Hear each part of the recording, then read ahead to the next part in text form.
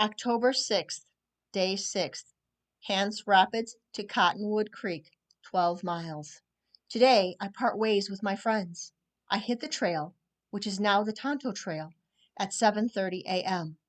I have 12 miles to cover today. Yes, staying at Hance Rapid with my new friends has added some mileage to today. My body does feel better this morning. My knee isn't tender anymore. My feet are okay. I found that a couple of aspirin take the edge off. Once moving, well, I'll just keep moving. I follow the river for a short way, and soon the climb to the Tonto Plateau begins. As I climb and leave the river, the temperature seems a little cooler. I pass Hance Creek just after noon. It looks like a nice place to camp. Maybe next time? My Oklahoma friends will be spending the night there. Dave hikes, but he keeps the mileage to 5 or 6 miles a day. Still impressive for 78. At Hance Creek, I have just over 6 miles to go. It isn't too bad. I've seen only my second sign since the trailhead. The sign was just after Hance Creek and posted that it was left to Page Spring or right to stay on the Tonto.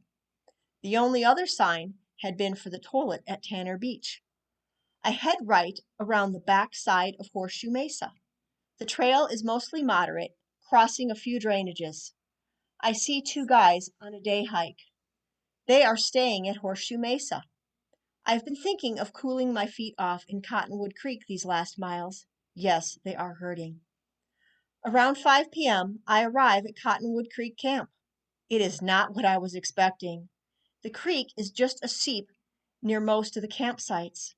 I remembered the Oklahoma group talking about the mudslides and things being roughed up. Yep, it looked a little roughed up. So much for enjoying the cool creek water. I am tired and frazzled as I attempt to pick a decent site. I also don't want to be too far from people. There is a Scottish couple nearby where I end up pitching my tent. They add some humor to my day. First, they speak about the lack of water in Grand Canyon. One of them states that they try to give the water away in Scotland. Then, as I'm eating my dinner, the man has some gas issues. Don't know what they ate, but the woman is telling him that he will not be allowed in the tent if said issue persisted. I knew I was definitely tired because I really wanted to laugh. I think I may be a bit jealous of their camaraderie, as I am missing my husband. Anyway, she did give in, and he got to sleep in the tent. Also, when I had been trying to decide on a site, I ran into a guide, Cody. He was guiding two people as they had hiked down the Grandview. I had spent a few minutes talking with him, and he pointed out the seep that was near the sites. Later, as I was making my dinner, he brought 2 Pepperidge Farm snickerdoodles over to me. Supposedly, they were extra, and did those snickerdoodles ever taste amazing? Then he offered to call my husband on Sunday, when he would have cell service, and let him know that I was doing okay. This meant a lot to an overtired, sore woman. I am very dirty tonight as I sit in my tent to journal and read. I also acquired another blister today. I didn't think that was even possible. Yes, the shoes are definitely too small. 12 miles, what was I thinking? This would be my last chance to bail early on this hike. When I planned my itinerary, there were a few spots that I could do this if I felt that I couldn't go on. To quit, I simply had to head up Grandview tomorrow. Only 4.4 miles. I can be home by Saturday night. The thought is tempting. If I continue, I have to see it through, all the way to the Bright Angel. Yet, tomorrow is to be a short day, only 5.5 miles. Also, there should be water, at least more than here. As I am getting ready to crash for the night, I realize that I'm actually cool for the first time on this hike. October 7th, day 7, Cottonwood Creek to Grapevine, 5 miles. Up just before 6 a.m. this morning. The Scottish couple was up earlier and not very quiet. I need to be up though. I eat my breakfast at the guide Cody's site with his hikers, Patrick and Jasmine. Cody Norman works for Wildland Trekking. It is Jasmine's first time in the canyon. Patrick had been as a kid. They will be circling Horseshoe Mesa. Not a bad itinerary. Maybe I should do this in the future? I enjoy my breakfast with them and even score 2 clementines. Patrick doesn't care for them, and as Jasmine points out, Cody is trying to lose some pack weight. They are truly a treat for me at day 7 on the trail. As for the weight, they never made my pack. After leaving camp, I see only one other person.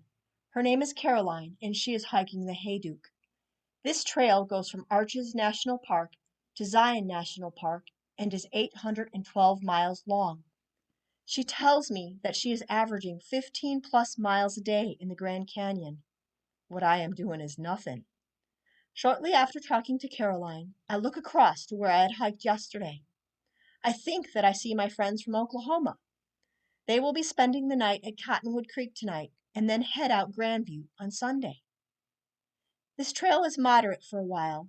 Then as I head back towards Grapevine Creek, it becomes a D.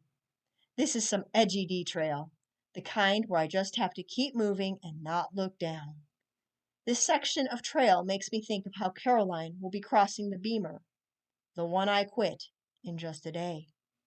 Guess she did it last year coming the other way. This way she will have to descend the Papago wall. I don't think that I would enjoy that. She's tougher than me. Grapevine area is okay, or should I say the springs before Grapevine. I stop a little too soon today, but the water is inviting.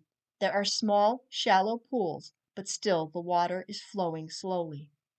The rock shelves sort of tear down, creating different levels. I pitch my tent on one of the rock shelf tiers. It has to be anchored down with rocks, not stakes here. Guess that I will find out how the air mattress feels on top of a slab of rock. I'd almost forgotten, but the patch job I did on the morning of day 3 worked. Yay, tenacious tape! It is peaceful here. There is enough water to cool off and clean up. Mostly, I splash water on myself and soak the bandana. I also get to soak my poor feet. Pair that with not having to wear my hiking shoes all afternoon, and it is sweet relief. I fill up with water here. Tomorrow, I expect to be at Lone Tree, and it isn't a guaranteed water source. Extra water means extra weight, but I will have eaten 7 days' worth of food. I'd also rather be safe than sorry. I've run out of water once on a hike, and it is not fun or a good thing. I continue my nighttime writing and Bible reading. I am almost through 2 Corinthians at this point. So glad that my daughter Becca knew where to find this little Gideon's Bible at home.